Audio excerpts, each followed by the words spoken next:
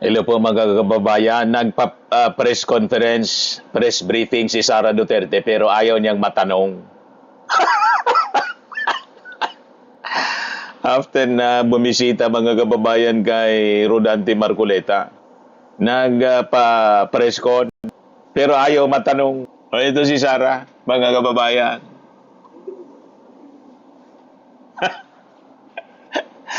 Sabi ko sa inyo, kakaiba to, mga kababayan. Ayan siya. Okay. Just two sentences, one sentence, and then no questions. Yeah, I know. Sadly, no? Sad. Press con, walang Siya ang may tanong. kasalanan. Sabi niya no Oh, questions nanuro daw. pa ng iba.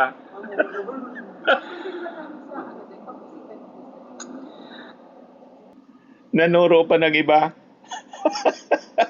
Sadly, niya, siya may kasalanan. Yung abogado niya siguro. Nagpa-press con ka pa, ayaw mo man matanong. Yes. So, my statement is, in this bloodbath and Bloodbath na bludgeoning, naman. I will be blooded but unbowed. Maraming salamat. Sabay layas.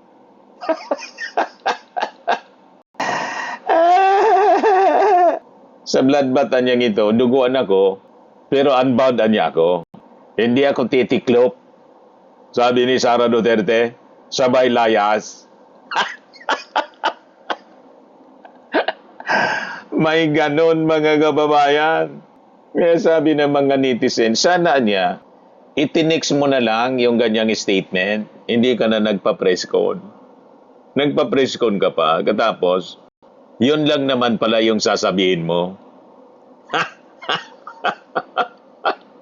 Gumawa lang mga kababayan ng eksena. Pero ang sabi, pinunta niya si Rodante Marcoleta.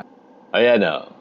BP Duterte visits Senator Marcoleta after plunder arrest. Damay mga kababayan, pati si Mike Defensor at yung dalawang donor. O, ito na sila ngayon. Bagay na bagay sa kanilang bagong uniforme. O, di ba? Yan kasi puro pasaway, mga kababayan. Now, itong si Mike Defensor, hindi lang po ito yung kasong plunder na nadamay kay Marcoleta, kundi may kaso pa po itong yung qualified human trafficking. At yun ang ating pag-usapan ngayon mga kababayan. So kahit hindi pa man po at tuluyang magbaba ng hatol yung korte, sapat na po itong mga magkakasunod na issues at mga nakaraang iskandalo para tuluyang madurog yung credibility po ni Mike Defensor at buwagin pati yung kanyang mga peking saksi. So marami pong mga kaalyado o mga paid personalities ang maaari pong sumubok na mag-ingay. Pero ito pong mga kasong plunder in qualified human trafficking ay mga patunay na hindi na po uobra yung kanyang mga script. So nakita natin, mga kababayan, kahapon, sabay-sabay na isinerve yung warrant of arrest laban kay Marcoleta, kay Mike Defensor, pati yung dalawa pang donor sa kasong plunder.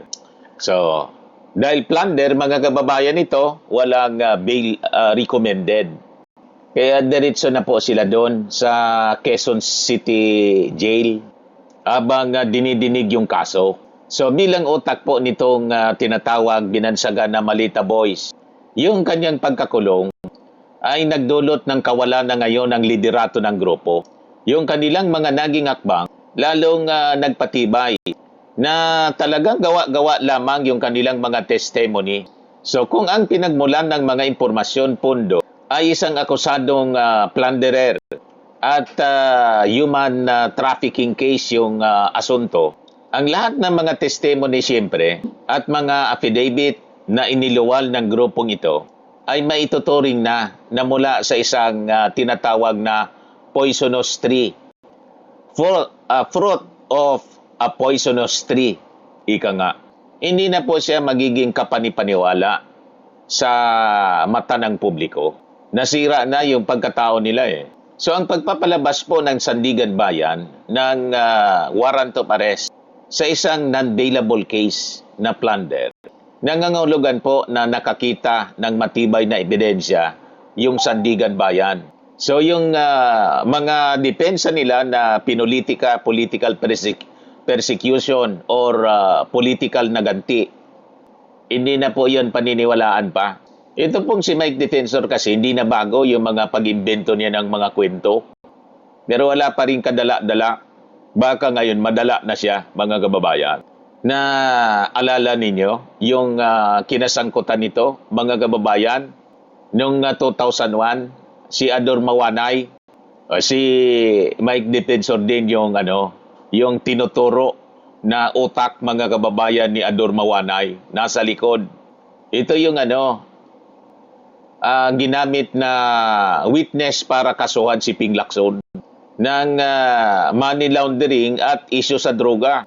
Then makalipas yung 2 taon, mga kababayan, nagrikan si Mawanay at inamin, mga kababayan, na pinilit lang siya para mag-execute ng faking affidavit.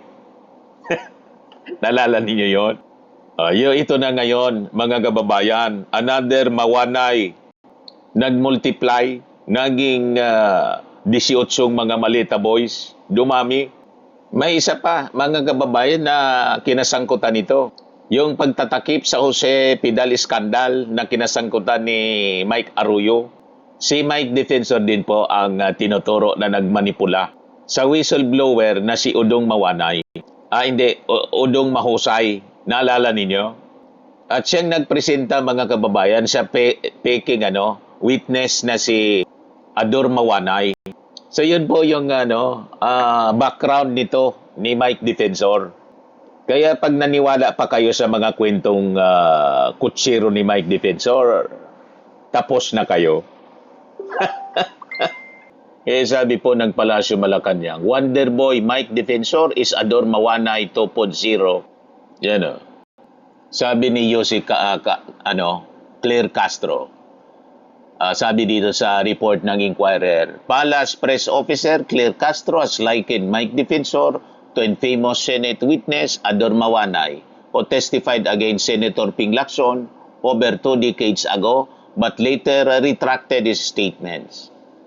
At the Thursday's briefing, Castro was asked to comment on Defensor's warning that another group of former Marines would soon come forward with their supposed first-hand accounts on alleged bribery scheme in the administration of President Ferdinand Marcos Jr.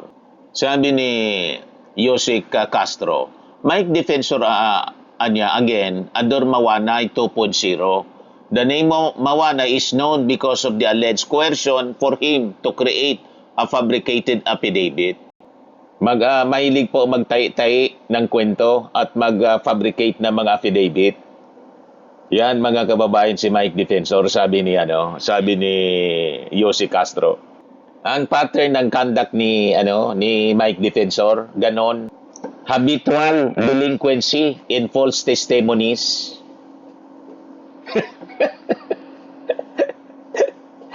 O di ba? So ang paulit-ulit, mga kababayan, ng paglutang ng mga peking saksi sa karera ni Defensor mula kay Ador Mawanay noong 2003 hanggang sa ngayon, yung Maleta Boys. Nagpapakita lang po ng malinaw na modus operandi at pattern ng fabrication ng mga kwento. So kahit anong sigaw ng political harassment, hindi kaya pong burahin ng mga propaganda niya ang opisyal na warrant ng Sandigan Bayan. Yung mga biktima ng human trafficking sa Pasig, kung saan siya kinasuhan na ng NBI. Ang mga gawa-gawang script at samot-saring kasalanan niya sa bayan. Ito, mga kababayan, ang tuluyang nagbaon sa credibility ni Mike Defensor. Ito na sila ngayon. Sabi nga ng mga netizens, deserve.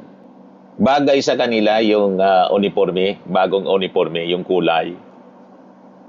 Di ba, mga kababayan? Yan kasi, puro katarantaduan ang nalalaman Yan ang consequences ng paggawa ng katarantaduhan mga kababayan.